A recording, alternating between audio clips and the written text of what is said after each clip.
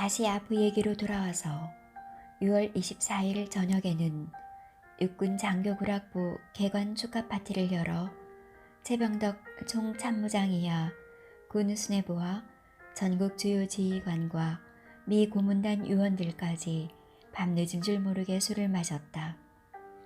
몇 달째 지속되던 경계령이 해제된 데다가 주말 밤이기도 해서 육군본부의 국장, 과장, 실장을 위시하여 군 수뇌부와 일선 지휘관을 포함해서 50여 명의 고급 장교들이 참가하였고 재경 미 군사고문단 장교들도 여러 명이 참석하였다. 그날 파티는 2차로 9일간에 가서 새벽 2시까지 음주가 계속되었는데 술값은 연합신문 주필 정국은이 냈다. 그날 새벽 북한군이 38선을 넘어서 밀고 내려오고 있을 때 대부분이 골아떨어져 잠을 자고 있었던 것이다. 정국은은 휴전협정 직후 간첩 혐의로 체포되어 6달 만인 1954년 2월에 사형을 당했는데 실은 여기에 엄청난 미스터리가 있는 것이었다. 한국전쟁의 가장 큰 미스터리 중의 하나가 간첩 정국은 사건이다. 그는 1953년 12월 5일 군사재판에서 사형을 선고받았고 54년 2월 19일 사형이 집행되었다고 했다. 사형 집행이 이렇게 지연된 것은 한국 사법사상 처음 있는 일이다. 국방장관보다 더 윗선의 힘이 작용하지 않으면 있을 수 없는 일이었다. 그나마도 정국은을 사형에 처한 장면을 본 사람은 없고 시체를 확인한 사람도 없다. 54년 1월 23일 2시에 홍제원 화장터 근처에서 일반 공계리의 총살령에 처하기로 한 정국은을 보기 위하여 홍제원 화장터에는 찬바람이 몰아치는 매서운 추위에도 불구하고 아침부터 인파가 몰리기 시작하여 정오 무렵이 되자 수천 명이 북새통을 이루고 있었다. 서울뿐만 아니라 지방에서 올라온 언론사의 기자들은 정국은을 손꼽아 기다리고 있었으나 그 본인도 그의 시체도 구경할 수가 없었다. 조선조 때 마을 이름이 홍제원이었을 때는 마을 곁을 흐르는 홍제천이 맑아서 토종 물고기들이 많았다. 몸이 더럽혀진 여인들은 이곳에서 목욕을 하면 그 욕이 씻어진다는 말에 있어 불원천리하고 찾아들곤 하던 곳이다. 그러나 사형장이 생기고 화장터가 생기면서 시신이 나가는 길목엔 죽은 자의 명복을 비는 무당의 집들이 질비하게 들어섰다. 홍제원에 모인 사람들은 술렁이기 시작하였는데 오후 2시가 넘자 손원일 국방장관의 보도관제가 내려졌다.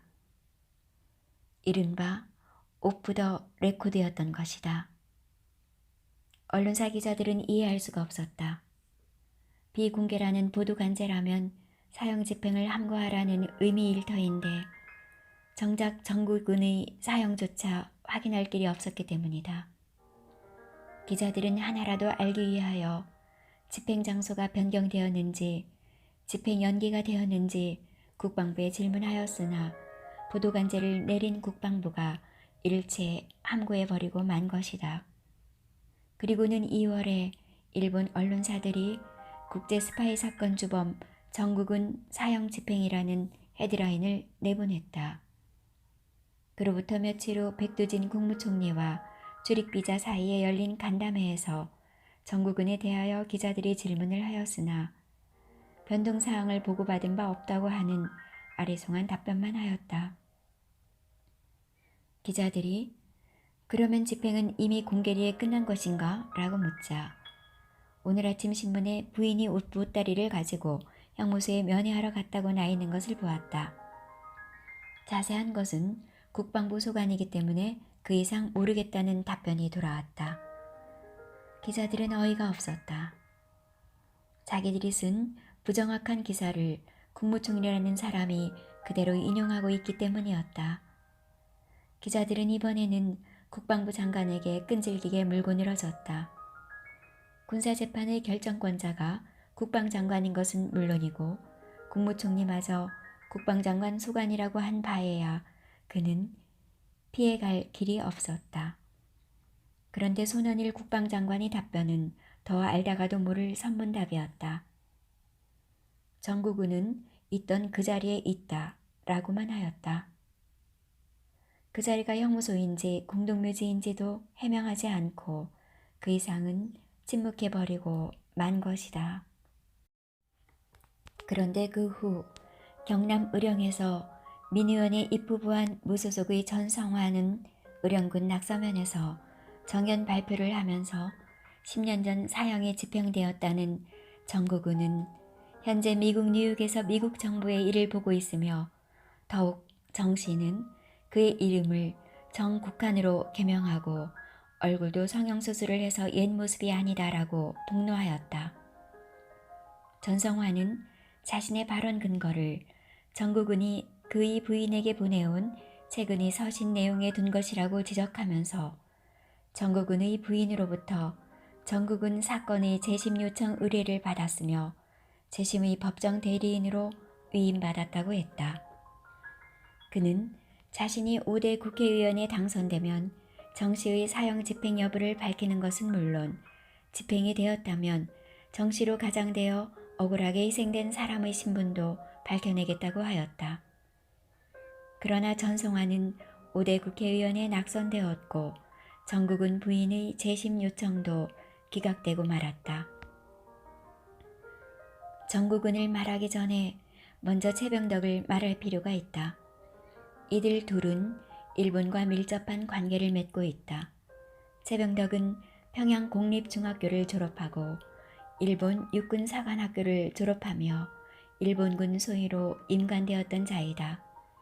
그 뒤로 일본군 포공학교를 졸업하여 무기생산 분야에 종사했고 45년 일본 패전 때는 소령의 신분으로 부평 조병창의 제1공장장을 맡고 있었다.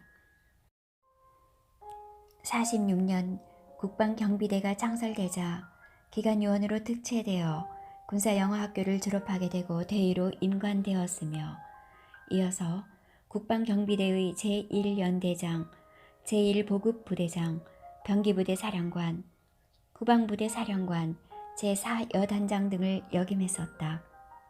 48년 8월에는 미 군정 통일부 총참모장이 되고 12월에는 육군 준장으로 승진한다. 49년 2월에 육군 소장으로 승진했고 동 1월부터 10월까지 육군 참모총장직을 맡는다. 그러던 중 남북 교역 사건으로 선배인 김석원 장군과 충돌하여 같이 예편하였다. 그러나 동 12월에 현역에 복귀하여 국방부 병기행정본부장에 임용되었고 50년 4월 21일에 육군 참모총장에 재임용되었다. 6.25 사변이 일어나 연전 연패하고 인민군이 3일 만에 서울을 점령하게 되고 다시 패전을 거듭하자 육군 참모총장은 정일권으로 교체된다. 정국은은 일제강점기의 친일파로서 일본 아사히 신문 서울지국의 기자를 하였고 8.15 해방 이후에 남노당에 가입하여 기간지 국제신문의 편집국장으로 공산주의 선전에 앞장섰다. 49년에 반민특위에 의해 경기도 경찰의 끈앞으로 일했다는 혐의로 체포되었다가 병부석으로 풀려나온 바 있다. 정국은은 박흥식 등 거물급 친일파와 함께 반민특위 활동 초기에 검거되었는데 당시 나이는 32세였다. 병부석으로 석방되어서는 국방신문을 경영하며 군사기밀을 탐지하여 공산당의 정보를 제공하였다. 그 후 수사기관에서 조사가 시작되자 연합신문 주1특파원이 되어 동경으로 도피하였고 주총련계의 비호를 받으며 비밀리에 활동을 계속하였다. 50년 6.25 전쟁이 발발하자 국제연합군 기자구락부에 소속되어 종군기자로 참전하여 군사정보 수집을 계속하다가 그 정체가 드러나자 국제연합국 사령부로부터 추방 명령을 받았다. 국제연합군 사령부는 한국전쟁에 참전하는 모든 자유진영의 군대를 통솔하기 위해 유엔 안보리 결의에 따라 50년 7월 24일 동경에 설립된 총본부이다. 정국은은 일제강점기에 아사히신문 서울지국 기자로 일할 때 아사히신문 본사에 들른 적이 있다. 그때 아사히신문의 미모이 여기자 사유리짱을 알게 된다. 그녀는 일본 여성 특유의 새소리 같은 교성과 애교는 그대로 지니고 있으면서도 미모가 훤칠한 비교적 활달한 현대 여성이었다. 짙은 눈썹에 앵두처럼 조그마한 입술을 가진 동그스름한 얼굴의 전형적인 일본 미녀형을 겸비한 여인이었다. 듣기로는 자기 아버지가 해군 제독의 부관이었는데 패전 소식을 듣고 할복 자살하였다고 한다. 그래서 그런지 애교 넘치는 일본 여성이면서도 눈에서 가끔 번득이는 섬광이 스쳐가는 것을 감지할 수 있었다. 본사 안에서는 잠깐 소개받고 몇 마디 말을 하며 무척 호감이 가는 여성이구나 정도로 느끼고 지나쳤던 사람이다. 동경외국어대학 영미학과를 갓 졸업했다는 그녀는 일본인 지식인들이 모두 그렇듯이 미국에 대하여 아주 관심이 많았던 것이 인상적이었다. 그런데 그녀를 긴자 번화가에서 우연히 단둘이 만나게 되었다. 알아, 한국에서 온 정국은 상이지요? 네, 사유리짱, 웬일이세요? 밖에서 뵈니 반갑네요. 혼자이십니까? 네, 혼자 거리 구경을 하고 있어요. 한국에 가져갈 오미야게라도 있나 해서 이것저것 보고 있습니다. 저도 오늘은 별로 바쁘지 않은데 제가 안내해 드릴까요? 영광이지요. 일본이 이렇게 엄청난 나라인지 잘 모르고 있었습니다. 이 뒤에 새로 생긴 기사탱이 있는데 제가 안내하겠습니다. 번화가에서 한 블록 안으로 들어가니 식당가가 즐비한데 여러 가지 놀이문화가 섞여 있어 한국에서는 상상도 못할 광경들이 펼쳐지고 있었다. 경성에서는 본정통 1정목에서 모던한 멋쟁이들이 드나드는 모습을 보았지만 긴자의 거리는 그보다 10배는 더 찬란했다. 기사탱이라는 찻집에서 처음으로 고이를 마셔보았다. 알아, 정상은 고이를 처음 마셔보십니까? 호호호. 네, 처음 마셔봅니다. 정국은은 멋쩍어서 손가락으로 머리를 긁었다. 사유리는 미쓰코시 백화점을 유시하여 여기저기 번화가를 안내했고 저녁에는 미두리야 스시집에서 같이 식사를 했다.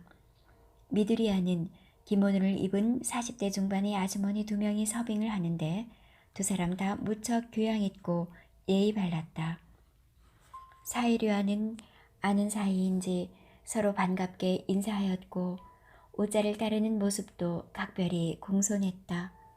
사유리는 다다미방에 꿇어앉아 맞은편에 앉은 정국은의 식사를 돕기도 했는데 정국은은 레몬을 짜려는 사유리에게 제가 하겠습니다 하며 사양하려던 손길이 그만 사유리의 손을 가볍게 잡고 말았다. 활달한 사유리였지만 남성의 손이 얹히자 얼굴이 홍당무가 되었다. 둘은 어느덧 상당히 가까운 사이가 되었고 한국으로 돌아올 때는 용기를 내어 포옹하고 키스를 했으나 사유리는 기다렸다는 듯이 사양하지 않고 몸을 맡겼다. 시간만 더 있었으면 더 깊은 단계로 진전할 수 있었을 텐데 시간이 없었던 것이 안쓰러웠다. 해방정국에서 어느 날 박헌영이 정국은에게 좀 만나자는 연락이 왔다. 정 선생의 이름은 익히 들어서 알고 있습니다. 정 선생 같은 엘리트가 국가를 위하여 일해야 할 때가 왔습니다. 저도 어떤 방법으로 국가에 봉사할까 모색하던 중이었습니다. 조선공산당에 입당해 주세요. 우리 민족이 나아가야 할 길은 사회주의 국가 건설밖에 없습니다. 좋습니다. 그런데 선생님, 저는 지금까지 민족에 반하는 친일을 해왔습니다. 우리가 독립이 될 것이라고는 생각지 못했지요. 알고 있습니다. 우리 힘으로 독립이 불가능했던 것도 사실이지요. 그러니 더 멸사봉공하여 속지 않은 마음으로 국가를 위하여 일해주세요. 알겠습니다. 지금까지 저만이 가지고 있던 모든 유력한 비밀 수단들을 국가를 위하여 다 쏟겠습니다. 정국은은 흔쾌히 응낙하였다. 1948년 9월 9일 조선민주주의 인민공화국이 수립되었다면서 박헌영은 정국은이 북한의 문화선전성 부부장이 되었다고 임명장을 가져왔다.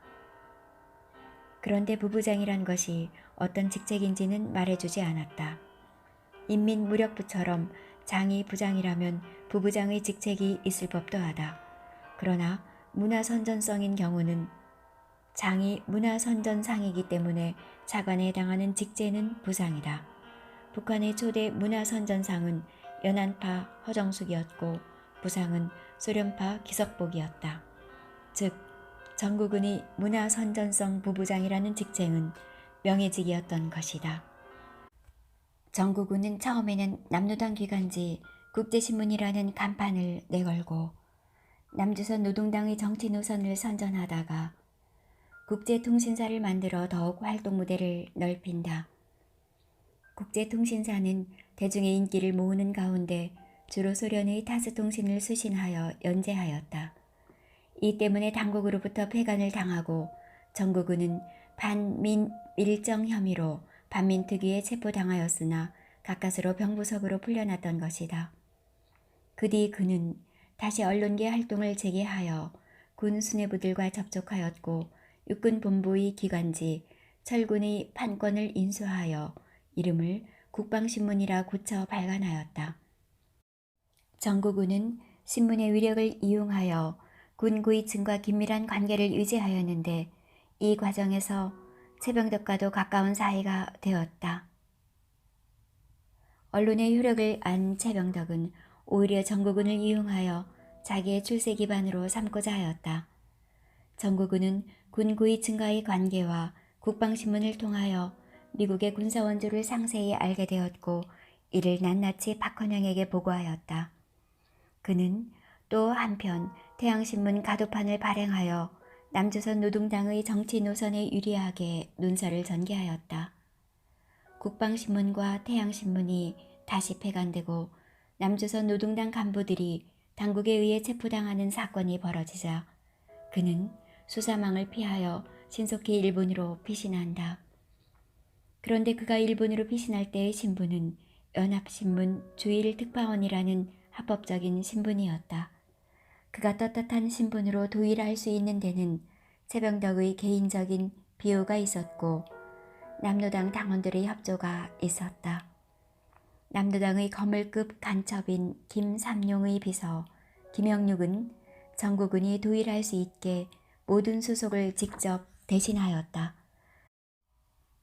정국은이 일본에 도착하여서는 동경을 무대로 음악평론가 박영구와 함께 조선인 연맹의 보호를 받으며 첩보활동을 전개하였다.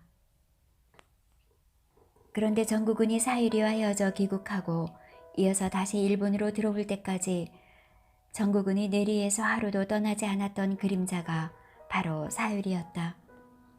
사유리만 생각하면 모든 근심 걱정이 사라졌고 삶의 의욕이 솟구쳤고 얼굴에 미소가 피어올랐다. 정국은은 동경에 도착한 첫날에 사유리에게 연락하였다.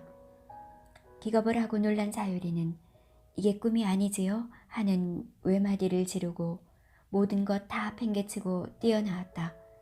사유리도 실은 일본인과는 다른 사나이풍의 한국 청년을 무척 동경하고 있었다. 두 남녀는 자연스럽게 그날 저녁 료강에서 하룻밤을 지새웠다. 열정의 몸부림이 끝나고 다음 게임을 위하여 잠깐 휴식을 취하는 사이에 사유리는 옷자를 따랐다. 그리고 정국은이 한국을 나가고 없을 때 있었던 이야기를 마치 보고하지 않으면 안 되는 의무라도 있는 듯 모두 털어놓았다. 자기의 책임부서는 자기가 영어를 할 줄 안다는 이유로 미군 전담이 되었다고 했다. 그런데 미군 중에서도 메가도 쪽이 아니고 윌로비 소장 쪽이라고 했다. 일본에는 메가더를 총사령관으로 하는 연합군 최고사령부라는 곳이 있고 가장 예민한 작전이나 군사기밀을 다루는 극동사령부 윌로비 정보관이 있었다. 극동사령부 G2는 물론 GHQ의 산하기관이지만 거의 독립기관처럼 발언권이 셌고 메가더는 윌로비가 제공하는 정보에 의하여 모든 작전 계획을 짜야 했다. 윌로비는 본국의 미 통합참모부와 마셜 국방장관의 지시를 직접 받고 있었다. 주한 연락사무소 KLO도 동경의 극동군 사령부 정보참모부 회하의 제441 CIC 파견대의 지시를 따르고 있었다.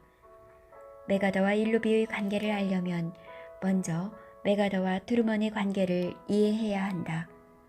메가더와 트루먼은 묘한 정적 관계에 있었다. 메가더는 웨스트포인트 제1기 수석 졸업자로서 졸업성적 평균 98.14점을 받은 군 최고의 명성을 가지고 있었으며 1, 2차 세계대전에 모두 참가하여 미군 최연소 사단장을 역임하였다. 1차 대전 때 메가더가 육군소장일 때 트루먼은 자기 휘하의 일개 포병 대위에 지나지 않았다.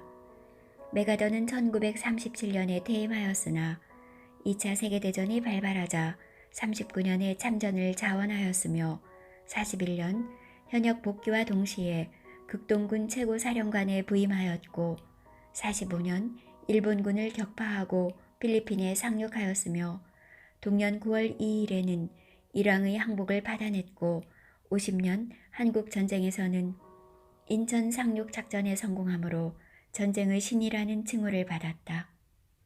거기에 비하여 트루먼은 웨스트포인트 진학이 오랜 꿈이었으나 시력이 나빠서 포기하지 않으면 안 되었다. 1차 세계대전 때 시력 검사표를 전부 외워 겨우 포병장교로 입대하였다. 정치적으로도 민주당 소속인 트루먼으로서는 공화당인 메가더와는 노선이 달랐다. 더구나 메가더는 한국전쟁이 발발하기 전인 1944년과 1948년의 두 차례나 공화당 대통령 후보 경선에 도전한 적이 있다. 메가더와 트루먼의 기싸움은 웨이크섬 회담에서 여실히 드러났다. 50년 10월 15일 태평양 상의 웨이크섬에서 역사적인 회담이 이루어진 것은 한국전에서 중공군의 개입 가능성을 토의하기 위한 것이었다. 트루먼은 워싱턴으로 돌아오는 정보들을 접하고 중공군이 참전할 것을 알고 있었다. 10월 2일 중국의 저원라이 총리는 밤중에 북경 주재 인도대사 파니카르를 불러 미국이 38선을 넘으면 중국이 가만히 있을 수 없다고 경고하였다. 그러나 메가더는 너무나 자신에 차 있었다. 중국의 참전 여부를 묻는 트루먼에게 중공군의 개입은 없을 것이요 하고 거드름을 피웠다. 메가더는 그들이 혹시 한두 달 전에 개입했더라면 유효할 수 있었는데 이제 그럴 가능성이 없다고 했다.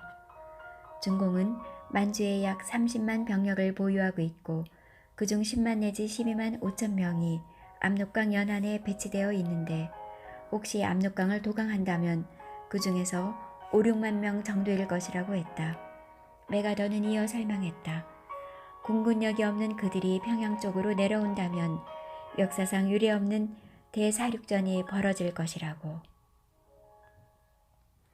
트루먼은 호놀룰루에서 웨이크 섬으로 가기 위하여 10월 15일 새벽 6시 30분에 출발하면서부터 감정이 상해 있었다. 감히 야전군 사령관이 미합 중국 대통령을 부하부리듯이 태평양 한가운데로 오라고 하다니 우한중의 웨이크 섬에서의 그의 태도는 분노를 자아내기에 충분했다. 겨우 30분 전에 비행장에 나와서 기다리던 메가더는 트루먼에게 전혀 상관 대접을 하지 않았고 보는 사람은 차라리 메가더가 우위로 보일 정도였다. 트루먼은 정장을 하였는데 메가더는 작업복 차림에 윗옷의 단추는 풀어져 있었다. 낡은 모자를 삐딱하게 쓰고 대통령인 트루먼에게 경례도 붙이지 않았으며 같이 동석한 육군 장관 프랭크 페이스에게도 경례를 하지 않았다. 그는 뚜벅뚜벅 걸어가 그의 특유의 오만한 태도로 트루먼의 오른팔을 흔들고 악수하였을 뿐이었다. 트루먼은 순간 화가 났으나 한편 생각하면 오히려 잘 됐다 싶었다. 메가더가 이처럼 오판을 하고 있음으로써 한국전을 오래 끌 수 있으며 분리하면 잘라버리고 다른 사람을 임명하면 되기 때문이다. 그때는 벌써 인천 상륙작전을 성공하여 메가더의 기세는 하늘을 찌를 때였다. 작전명 크로마이트라는 인천 상륙작전은 해군의 일부 인사들이 성공률 5,000분의 1이라고 주장하며 격렬히 반대했던 작전이다. 2차 세계대전 당시 노르망디 상륙작전의 준비기간이 1년이나 된 데 비하여 인천 상륙작전은 단 한 달간의 구상으로 실행하여야 했다. 그러나 메가더의 머릿속에는 노르망디 상륙작전을 성공한 패튼 장군의 모습만 자기와 겹쳐 보이고 있었다. 트루먼은 미 해군 인사들이 말에 고웃음을 쳤다. 성공률 5,000분의 1이라니. 그것은 강군이 지키고 있을 때 이야기이고 지금은 중공군도 참전하지 않은 약한 이북을 상대로 세계에서 가장 강한 미국이 세계 16개국 군대를 이끌고 온 마당에 차라리 성공률 100%라고 해야 옳은 말이라고 거드름을 피웠다. 트루먼의 입장에서는 성공하였으니 망정이지 실패하였으면 고스란히 자기에게 책임이 전가될 것은 뻔한 일이었다. 생각하면 할수록 괘씸한 일이 아닐 수 없었다. 전략적으로도 갑자기 한반도의 허리를 잘라버렸기 때문에 부산까지 내려온 인민군은 퇴로가 막힘으로써 남반부는 동족 상잔의 아수라장이 되고 말았다. 메가더는 한국 국민이 어떻게 되는 것쯤은 아예 고려의 대상도 아니었다. 메가더는 속전속결을 바라고 장병들에게 크리스마스는 본국에 가서 보낼 것이라고 호언장담하였던 것이다. 그러나 갑작스러운 중공군의 참전으로 말미암아 모든 것이 다 발목이 잡히고 말았다. 그는 드디어 트루먼에 의하여 51년 4월 11일 해임되고 매슈 리즈웨이로 후임 사령관이 교체되고 말았다. 한국 전쟁을 다룬 종이 호랑이 꼬리를 쓴 종군 기자 O.H. 킹이 동경 다이에이치 빌딩의 전 메가더 집무실에서 리즈웨이와 인터뷰하였다. 장군, 승리의 소임을 부여받은 군인으로서 목표가 결코 승리가 아닌 제한전쟁 수행을 강요받고 있는데 거기에 대하여 일말의 후회를 느끼지 않습니까? 나는 미 국방부의 지시에 따라 행동할 뿐입니다. 저도 그 점은 알고 있습니다. 그러나 제가 말하고자 하는 것은 개인적으로 장군이 본부의 속박 대신에 전투의 승리를 위한 명령, 병력, 군수물자를 절실하게 바라지 않느냐는 말입니다. 보도를 위해서가 아니라 은밀하게 장군의 속마음이 어떤지 알고 싶어서 하는 질문입니다. 나는 미 국방부의 명령에 의문을 갖지 않습니다. 메가더처럼 날뛰다가 잘리는 불행한 군인이 되지 않고 자기는 트루먼 대통령과 미 국방부의 방침대로 제한전쟁을 하기 위한 지연작전의 소모전을 충실히 이행하겠다는 간접 표명이었다.